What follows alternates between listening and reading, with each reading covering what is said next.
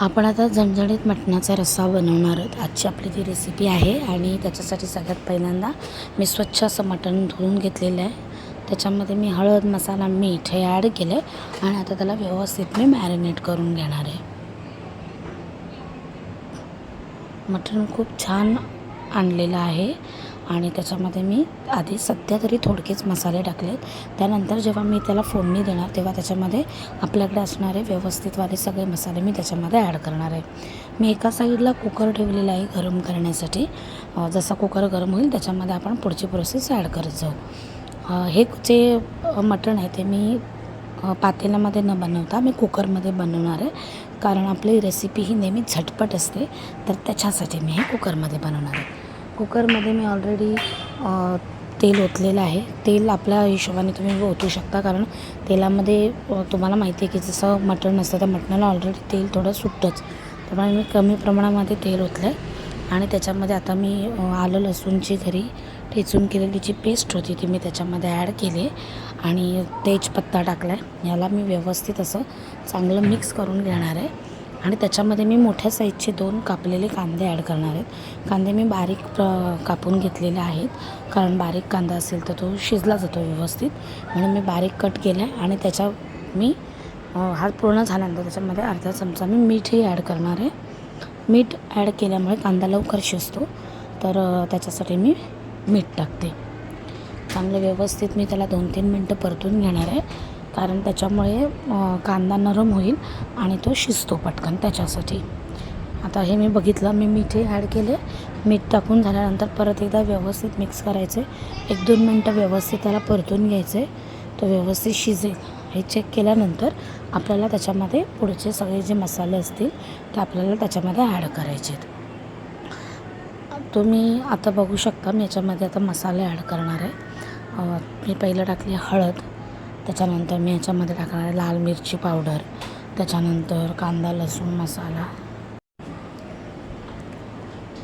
त्याच्यानंतर मटण मसाला, गरम मसाल्याची पावडर जी घरगुती केलेली आहे ती, आणि याच्यामध्ये थोडा झणझणीत पणा यावा त्याच्यासाठी मी स्पेशली याच्यामध्ये मालवणी मसालाही ॲड केला आहे.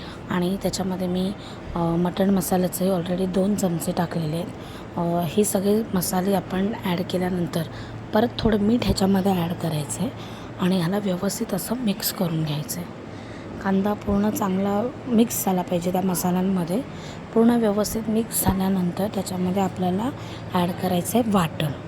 मी जे आता याच्यामध्ये वाटण ॲड करणार आहे, हे वाटण ऑलरेडी मी लसूण, कांदा आणि खोबरं ह्याला व्यवस्थित भाजून घेतलं होतं आणि मग त्याला मिक्सरला बारीक केलं होतं. सुकंवालं खोबरं मी वापरते, कोणी आपल्या पद्धतीने ओलं खोबरंही त्याच्यामध्ये वापरू शकता.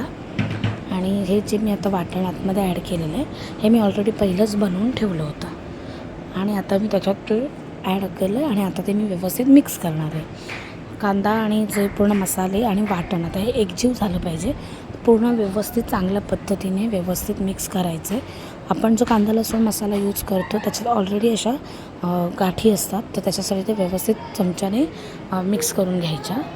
आणि आता आपण जो मॅरिनेट केलेलं मटण होतं ते आपण ह्याच्यामध्ये ॲड करणार आहोत. मटणसुद्धा ॲड केल्यानंतर आता व्यवस्थित हे मटण जे आहे ते आपण मिक्स करून घ्यायचं आहे. सगळं पूर्ण मसाले त्याला लागले पाहिजेत, एकजीव झालं पाहिजे व्यवस्थित सर्व. आता तुम्ही बघू शकता हे आपलं झाल्यानंतर आता आपल्याला याच्यामध्ये पाणी ॲड करायचं, कारण आपल्याला त्याचा एक रस्सा बनवायचा आहे ग्रेव्ही टाईप, तर त्याच्यासाठी आपल्याला पहिलं त्याच्यामध्ये पाणी ॲड करायचं आहे. पाणी किती ॲड करायचं हे तुमच्यावरती डिपेंड आहे.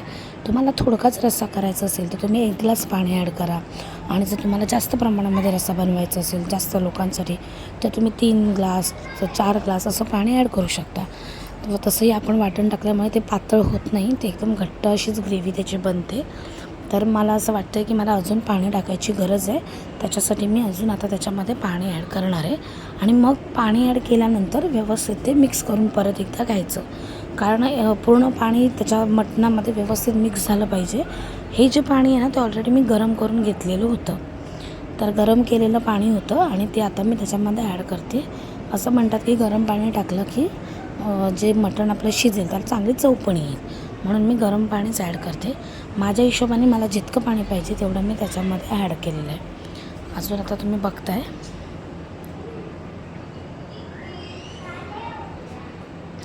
त्याला आता मी कुकरची जी लीड आहे ते मी लावून घेतलेली आहे आणि व्यवस्थित आता बंद झालेलं आहे. आता आपल्याला ह्याला चांगल्या 3 ते 4 शिट्ट्या द्यायच्यात. मी ह्याला 4 शिट्ट्या देणार आहे. माझं कुकरचं झालं आता ते थंडही झालेलं आहे कुकर 4 शिट्ट्या झाल्यानंतर. आता मी त्याला ओपन करणार आहे. तुम्ही बघू शकता मस्त असं सुंदर वाफ येते आणि कलर पण छान आलेला आहे आणि आपलं मटण एकदम व्यवस्थित शिजलेलं आहे. व्यवस्थित मी एकदम मिक्स करून घेते. हे जे मटण आहे हे तुम्ही डायरेक्ट वाढवू शकता. याला जर तुम्ही भाकरीबरोबर खाल अप्रतिम, जर तुम्ही वडे केले तर त्याच्याहून अप्रतिम. तुम्हाला जे आवडेल त्या हिशोबाने तुम्ही ते बनवू शकता. हे तुम्ही बघू शकता. अशा प्रकारे माझं रेडी झालेलं आहे मटण भाकरी.